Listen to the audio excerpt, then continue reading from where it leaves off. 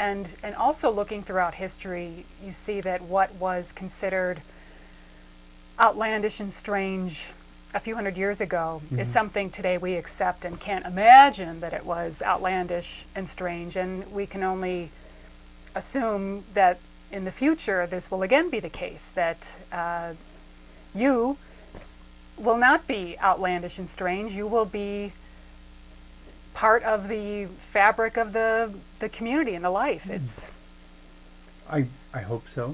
I wish I would live long enough to see it. I'm not sure if I will, but that's okay.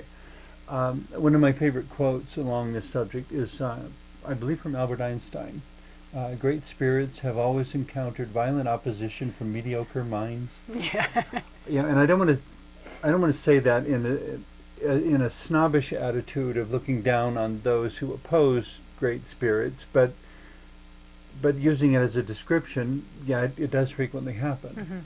When a great spirit, a visionary person comes along, they generally run into all kinds of opposition from all the people who are terribly afraid of going outside of their projected norms.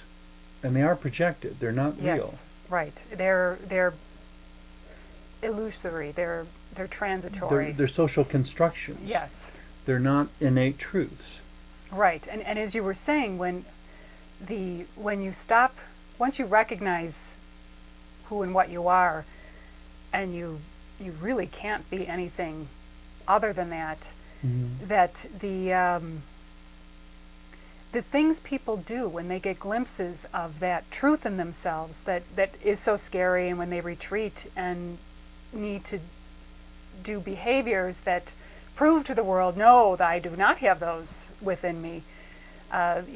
We have so much drug use and alcohol abuse and violence. Reminds me of the wonderful quote from Shakespeare: "Methinks thou dost protest too much." Yes, yes, yes.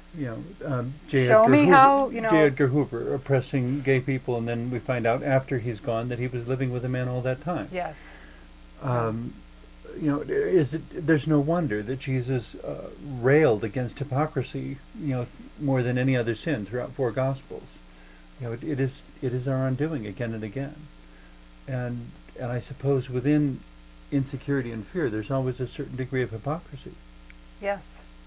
Yes. Everything. I don't know that it's often looked at that way, though. No, but how could there not be hypocrisy when you're not coming from a place of truth? So, and it's also remarkable that the big lesson Jesus gave, that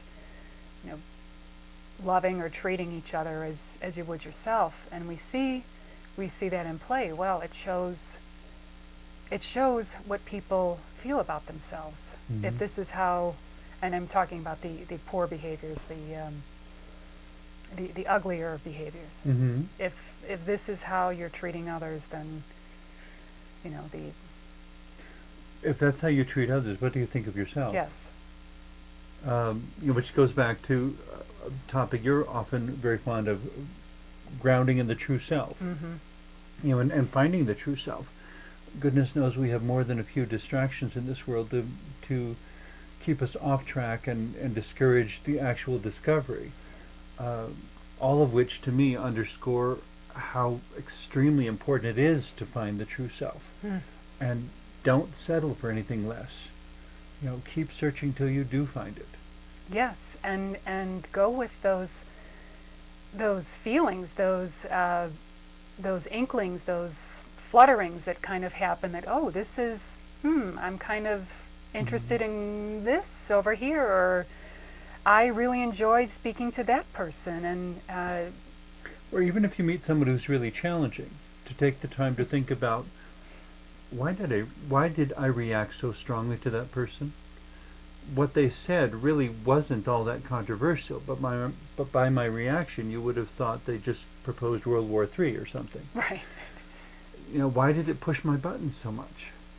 And to engage in that self-reflection and self-awareness enough to make some empowering discoveries.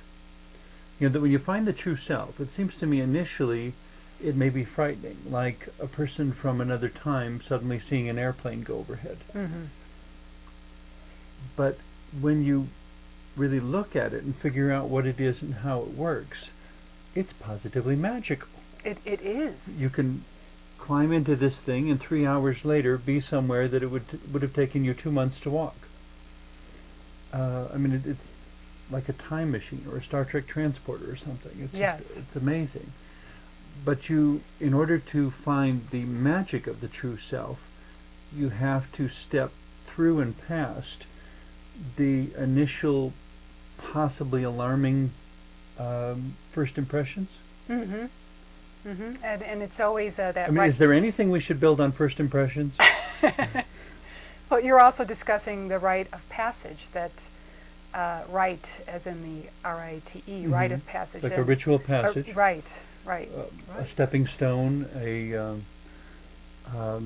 doorway, Yes. an invisible doorway through which you have to step in order to proceed on your life's journey. Mm-hmm. You know, as so many people have said, life is a journey, not a destination. Mm. You know, and each day and each doorway you step through can be a whole new wonderful realm. Different, not what you're expecting, not what you're accustomed to, not what you're perhaps comfortable with, but exciting And empowering, and ultimately. empowering. But in order to step through that doorway genuinely and truthfully, Mm-hmm. you have to acknowledge that you are re-immersing yourself in being a learner and a beginner, and for all essential purposes, a know-nothing. And that, Yes, you bring your experience and knowledge Yes. with you, but comparatively, right. as you step into this new field, there's going to be way more that you don't know than that you do. And that feeling that, or I should say the realization that as you go through life, no matter what wisdom you gain, you realize, I really know nothing. Mm-hmm. You know, there's In so much comparison to all that can be known. in all that can be known. So giving up preconceptions that might give you a false, and there's you see a lot of this in society, there's a lot of false sense of status and how important status is, and stature and community or family, or so Does it really mean anything? it doesn't. So as you're saying, going through that doorway and, having to shed that, let go of it, and be open to the curiosity and the wonder, as you're saying, this kind of Star Trek journey. And Suddenly you're dropped into a new world. It just appears before you, and